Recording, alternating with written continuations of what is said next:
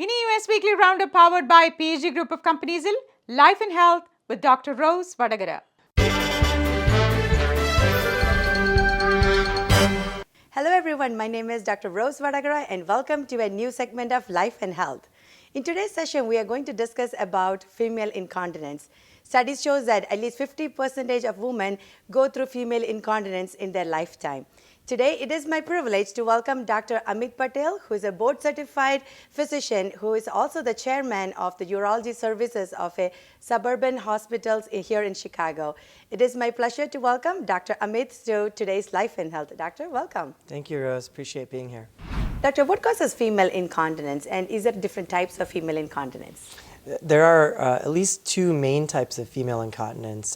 Urgency incontinence, which is when you can't hold it and you have to go and you can't keep it in. And then stress urinary incontinence is the other type, which is when you cough, sneeze, laugh, you pick up something heavy, and that's when you have leakage at that point.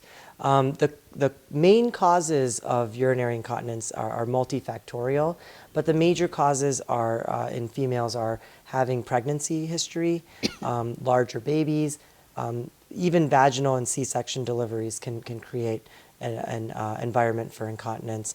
And then obesity and lifestyle factors are also causes. Doctor, I have seen like certain women actually, they do limit drinking the fluid. Will that help in, like preventing from female incontinence? No, I think that's a very common thing that women do is when they're having leakage, they'll start to limit what they're drinking during the day, but it doesn't really help the underlying cause to their incontinence.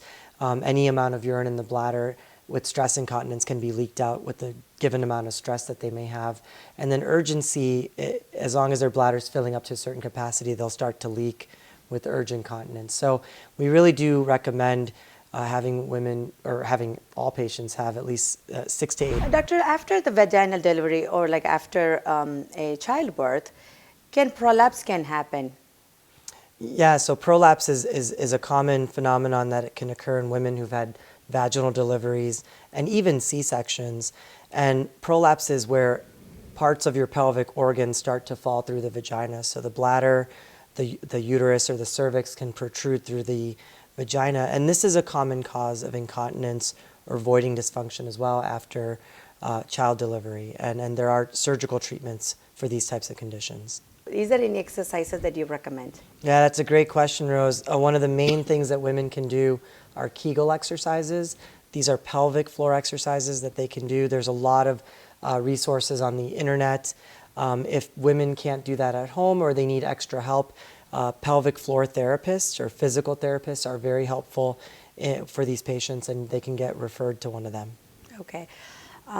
If none of these things work, any medications or any surgeries that you recommend? Yes, so for urgency incontinence, there are therapeutics, there are medications, there are old types of medications, but there are a lot of newer types of medications that are out that decrease side effects but have great efficacy in treating urgency incontinence. There are surgical options for stress urinary incontinence as well. There are slings that can help tighten the urethra. There are bulking agents that you can implant into the urethra as well to create more resistance. And then there are other types of surgeries for incontinence as well. After the surgery, do their incontinence get better right away, or it may take some time? No, a lot of the surgical procedures have immediate efficacy. So these women that are going through them will notice an immediate improvement. Any other options other than surgery?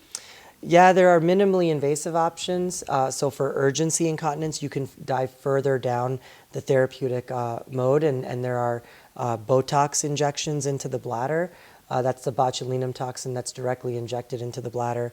And there are also nerve stimulators that can help, posterior tibial nerve stimulators, as well as the sacral nerve stimulators that can help with urgency incontinence. All right, doctor, that was very informative. A lot of newer technologies out there.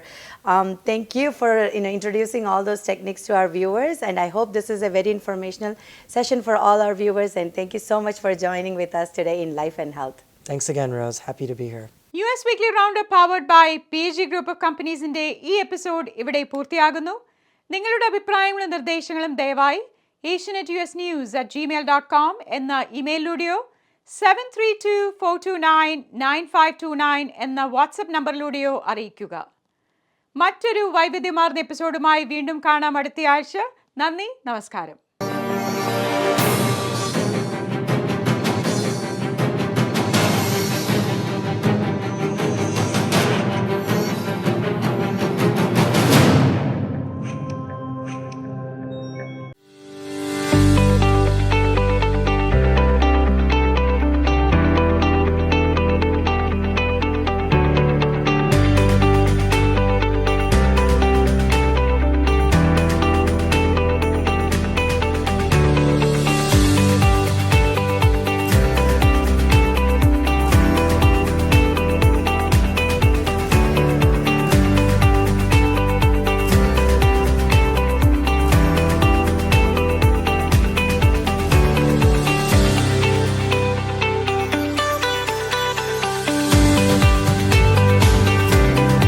Crufay's Law Firm, Chicago.